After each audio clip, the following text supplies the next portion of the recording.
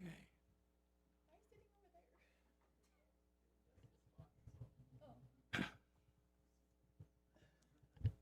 Okay. We'll call this meeting to order at 6:04.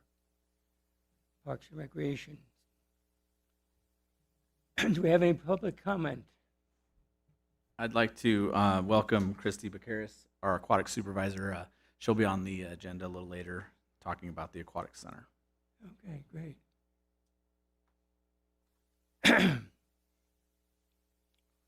We have a verification of posting of the agenda. LaKrisha Ernst, agenda posted per NRS.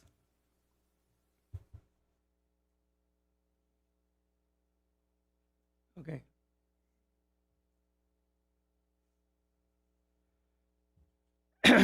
And consideration and possible action on the approval and agenda as submitted or revised. I would move for approval of the agenda as submitted. I'll second. Okay, passed. And, Bob, I think you got to ask for a vote. oh, that's right. Yeah. Okay, can we have a vote on that? Aye. That's enough ayes. Okay. Consideration and possible action on the agenda submitted as revised. Consideration of the possible action and approval of the minutes. And we've, I make a motion to approve and consideration and possible action for the approval of the minutes held on February the 3rd. Second. okay. Going to the main part of, You got to ask for a vote again, Bob. You got to That's ask for a right. vote. Yeah. okay, we had a vote. Be for the minutes before it was for the agenda. All in favor? Okay. Aye.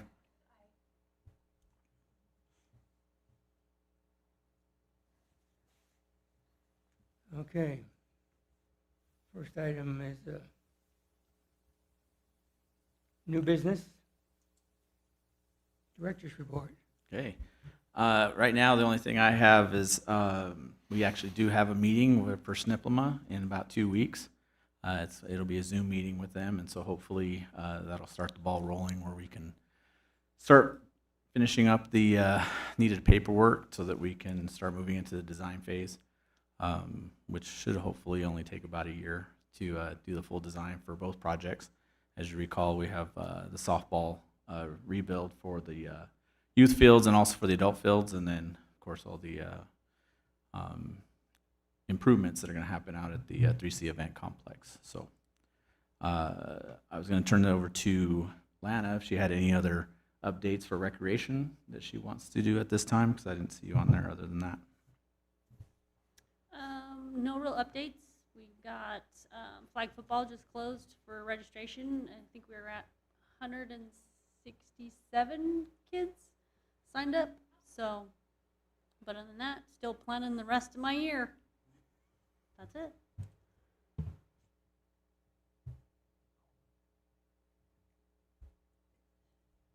can go on to B now. Aquatics. You can go on to new business item B. I believe Jesse Segura is up to give some updates on the upcoming events out at the 3C event complex. Okay, yeah, I'll just give you a quick update on what we did. We had the bull sale since our last meeting. We had a concert, ranch rodeo, and all that stuff. It all went very well. Bull sale did good. The following week we had NBU. They're out there at the building. And last week we had Northern Nevada USA regional wrestling. And we had a little over 5,000 people there on last Saturday. This weekend we have state wrestling for Youth USA Wrestling. So we get the whole state coming this week. So staying pretty busy, getting ready for spring too. Our outdoor arenas and stuff really start moving in a couple weeks. So we're getting ready for that. And that's kind of what we got going on right now. So Did you say 5,000 people? there's a little over 5,100 or something, so it's quite a few. Wow. And we only have the AIA numbers through Saturday. We think it's larger, a few more on Sundays. Little 3,300 from over 30 miles away. Yeah, it's good.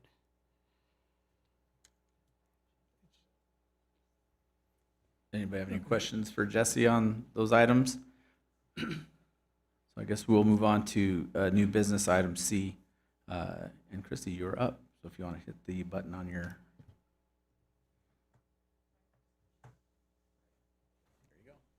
Okay, I have information for you. Is it okay if I come up and pass it around? Okay.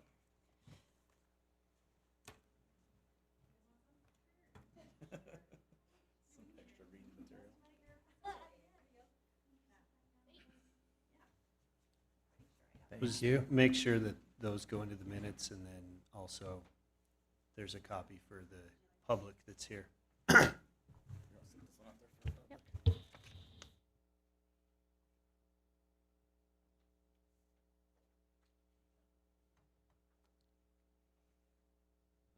you got to be talking at it. Yep. Okay. Well, I'm Christy Bucaris. I'm the aquatic supervisor. I've been there about 2 years now. Took a little break, but overall, I've worked for the county for a little over 20 years, I believe. So, not exactly sure what you'd like to hear.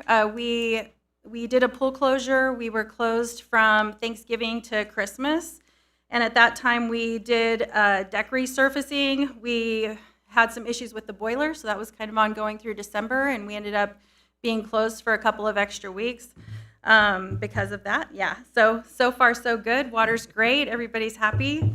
That we removed the diving board. It's just deteriorated over time, but it sounds like we might possibly get that replaced in the near future, I'm hoping. We moved the counter to make more classroom space.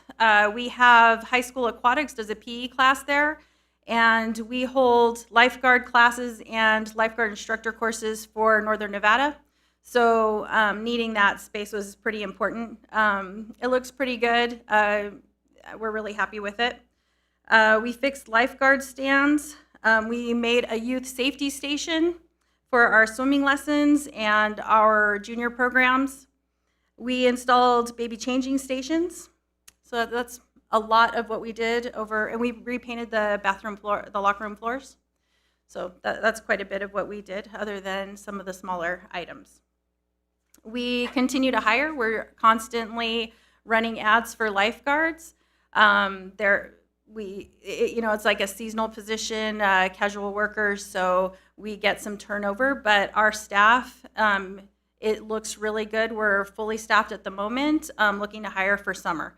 So we try to get our staff hired first before we start working on regional assistants for the other pools, because a lot of them are seasonal. Currently this week, we're recertifying staff, so that takes a good 10 to 15 hours because they have to do online learning for 6 hours, and then they continue for about another 6 hours in person. So we have about 6 that we're recertifying right now. The next thing we're going to do is hold a lifeguard instructor update. I just got a call from Battle Mountain, and I have a really good relationship with them, and Winnemucca, and Eureka usually falls in that group, and we'll be doing their lifeguard instructor certs. So before I started working here again, I did a lot of work in the rural areas to try and make them more independent, so they didn't have to travel into Reno, Carson, or even to us. So I would go to them. So that's what we're working on, is getting them to be able to certify their own people. So we assist a lot in that. And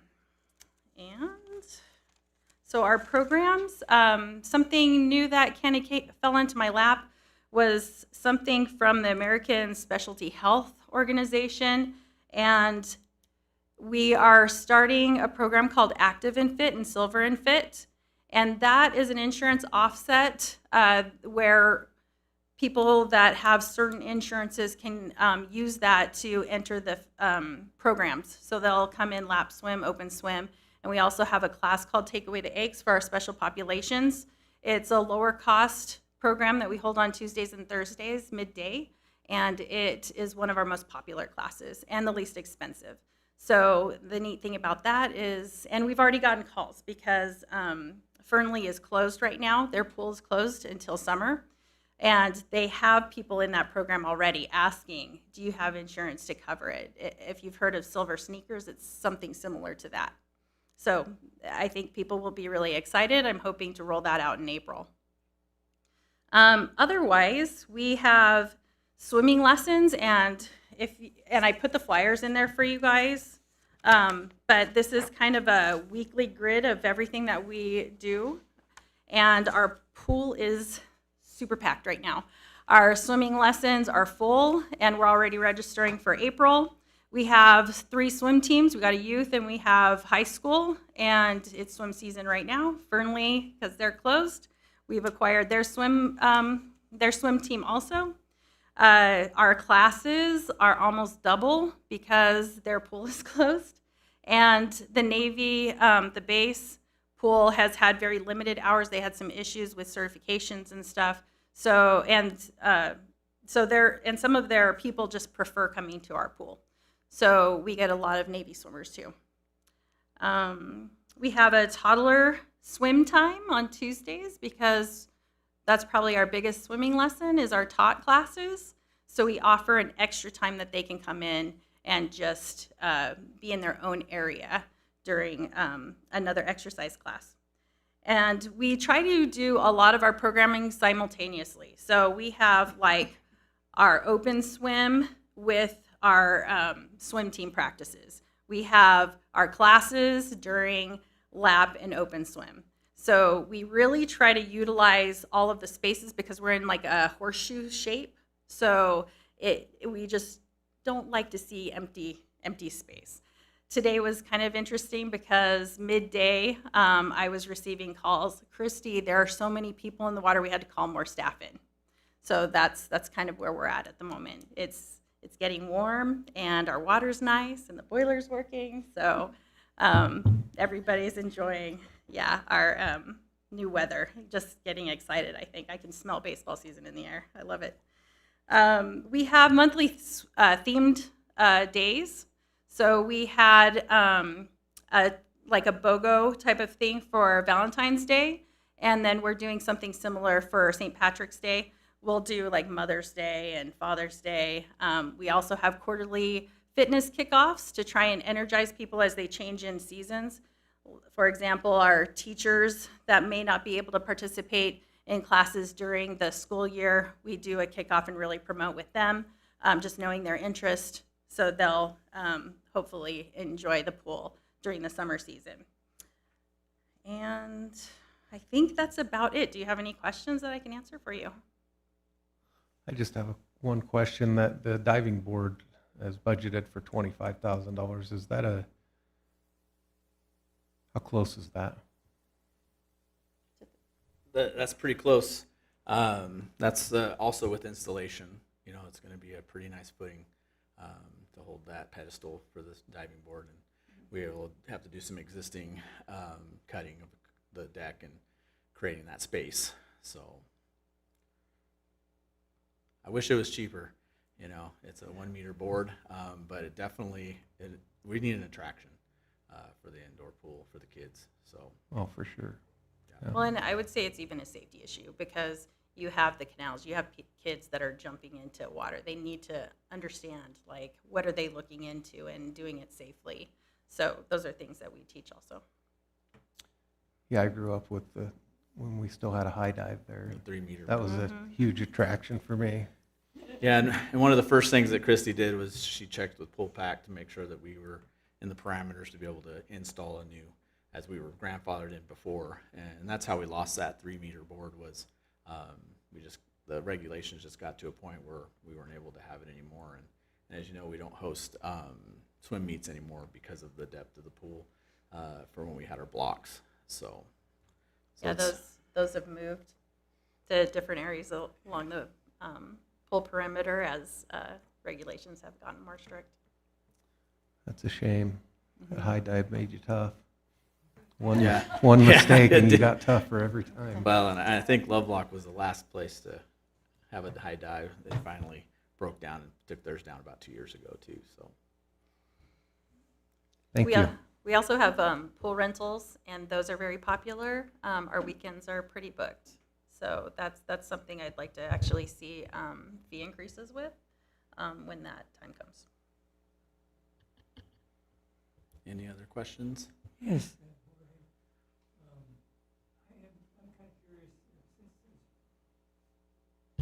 Oh, I got it. Since those boilers were not a budgeted item, how much did they end up costing? Well, it was, we have extraordinary repairs in the county, and so that's how we end up paying for those. It was just about $10,000 to make those repairs. Originally, it was going to be about $5,000, but as we kept getting in there, we just kept finding new problems. And so one of the other things that we're doing is we're putting a maintenance plan together to have the boiler looked at twice a year by the company that works on it. And so that was asked for in the budget as well. So. Good, good. Yeah, it's a specialized piece of equipment, you know, and one of the things that's interesting to me is I always think of things being done just yesterday, but it's 15 years old now. And so obviously some of the warranties have worn out. I mean, that's the reason we went that route. The boiler system is an independent system from the water. So it's done through a glycol system, through a heat exchanger.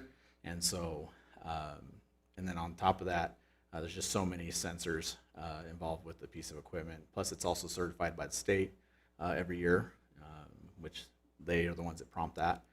So we have to be ready for those things as well. So, Good, good. any other questions? I just want to thank Christy for coming out. 20 years of experience of aquatics for our facility. That's pretty amazing. Not only that, she's also one of the top aquatics persons in Nevada, period. She also handles all of our certifications, and like she said, she certifies the outdoor pool and then all the rural areas. So she'll even do things on the weekends and for Pershing County, Boulder, Lander, Fernley, and whenever other facilities are down, we're the first facility that they look for. So I kind of feel like we're the gold standard in Northern Nevada for facilities, and a lot of that is due to Christy and all of her hard work. Not only that, she holds all the certifications, and for somebody to do that is very difficult. She can certify all of our staff in all facets for aquatics. So thank you. Great. Okay, we move on to, Thank you very much. consideration and possible action on transient overnight stalls. We talked about that the last meeting for $20, so do we need to take a vote on that and authorize it, or? I think Jesse has some discussion on that, and then I believe you'll be able to make a decision and be able to make a vote. Yeah, I just, we kind of talked about it at the last meeting, since stall cleaning went up to $8 a stall. On the multiple night stays, we're good there. It's just the single nights where everybody's coming through and just staying one night. We really need the base rate to be set at $20 a night per stall, just to cover all of our costs and expenses that go along with stall cleaning and dispose of all the shavings and manure and stuff. So hopefully you guys would agree with that. Good, good. I agree with it. So what's the cost now? 15. It's $5 more. I believe it's a fair rate for the people going through, and $20 a night, we'll still make a little bit of money and be able to handle. Do you want to explain again the challenges between the one-night stays and three-night stays? And Yeah. usually that you know, you go ahead. So we for each producer that comes in, we negotiate. So if they're here, like the cuttings here, 4 or 5 nights with the horses, we negotiate. You know, we're not charging every stall $20 a night to have one stall cleaning on the backside. This is more for the people just pulling in and out. You know, staying tonight. There'll be a handful of horses there probably tonight, and instead of getting 15 per stall and then having an $8 stall fee plus that just gets it out of the stall. Then our guys go take the manure from there, haul it out, and then we have to do something with it once it's out in the pile too. So it's just not enough to cover all those costs, fuel, labor, and stuff. At 15, I believe we'll be pretty comparable to other facilities on the West Coast at $20 a night for what we're doing. Jesse, will that also be for those multiple nights? You'll just continue to do negotiations with the events? Yeah, I'd like to, each event to be able to negotiate. If there are 4 or 5 nights that we'd have the ability to negotiate, even 2 to 3 nights, at $15 a night, we're going to get $30 a stall if they're a 2-night event. Most of them are. So just the one night, this would only be really for the one-night stays just to cover our costs, our base costs. And what would you say is the average stays per week? Or single nights for the transient folks? There's not a whole lot of, on the overall scheme of things, when we run on these bigger events, when we're running the barrel futurity and stuff like that, we're running 4 to 5 nights in those stalls. And we have, like the high school rodeos, we have 2 coming in April. They're both 2-night stays. So we're getting 2 nights, we're getting $30 a stall already out of that, and that helps cover our costs on the one stall cleaning plus getting the manure and stuff cleaned up. This is just really, we have very just transient stuff kind of coming through. It's not really our produced events where we can negotiate with those. If they were doing a one-day barrel race, it's different, but most of the stuff we have coming in now is all at least 2 nights that we'll be negotiating with the producers to do that. And we also have we're in talks with another group that's going to help us manage our stalls in RV Park too. It's an interactive. You'll be able to see where you're at on the fairgrounds, what stall you're next to, and be able to scan a QR code and be able to reserve that stall or that RV spot that day. So when they come in, it's going to make it easier, hopefully in the future, to know where you're at on the fairgrounds. Our fairgrounds is a hard one to really know if you're on Miners Road stall, barn B, where you're really at if you're on the east side of the fairgrounds. So the new guys are kind of putting a map together to help us see in real time where you're at and what stall you're scanning in or RV spot. So when we say transient, is it fair to say that it's really anybody that's not tied to an event? Yeah, yeah. Yeah, it's usually those folks that are passing through, like just say we probably have 4 or 5 horses there right now. We get a lot of folks that are long hauling, and so they need a place to stop and water their horses and put them up in a stall, and so that's, and it's still a significant amount of folks. That's what I was trying to get at, is that it's a lot of work still, Right. On our staff and then stall cleaners, and it used to be where staff could handle those, but it's so many now, and with all the other events and things that are going on, we tend to use more contracted stall cleaners, and so that's where the cost starts to burden us. Okay, I would move to move the transient overnight stall fee to $20 per night.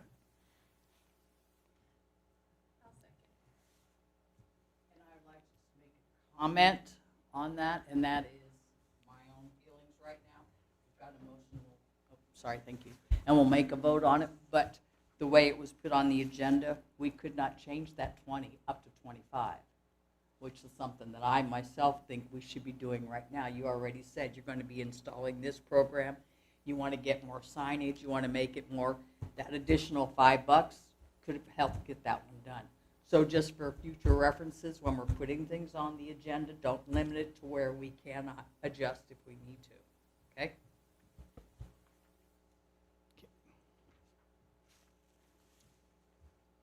okay. Move on to, Now you just need to have them vote, Bob. we got to, Yeah. okay. And a vote for the Just all those, presentations just as all those in presented. favor. Aye. There we go. Okay, now we can move on to 7. Committee and department reports.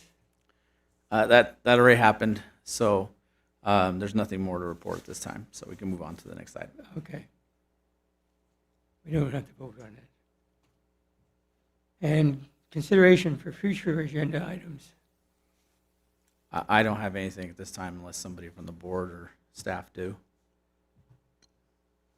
I guess the only thing I'd say is that I'm going to have Christy and Lana continue not coming to every meeting, but showing up every so often and kind of giving you updates.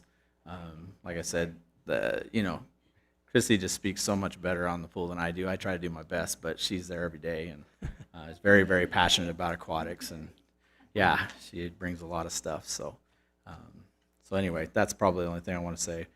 But at this point, we don't have anything for the agenda, so I would say we probably want to consider having our next meeting, and I think it's already on there, for the 5th of May, and skipping April, as that'll be during spring break. And I think there's some folks that might be spring breaking, I know Lana probably will be. So, anyway. Okay. I think you're on item 10 now, Bob. And so we're going to set the next meeting for April, right? No, May. For me, May yeah. 5th, you're right. Okay. So I think you're on item 10 now for public comment again. No public comment? I don't see any, so I think we're on 11 now, which is adjournment of the meeting. At Okay, 6:29. Adjourn the meeting? 6:29. It's 6:29. All right, perfect.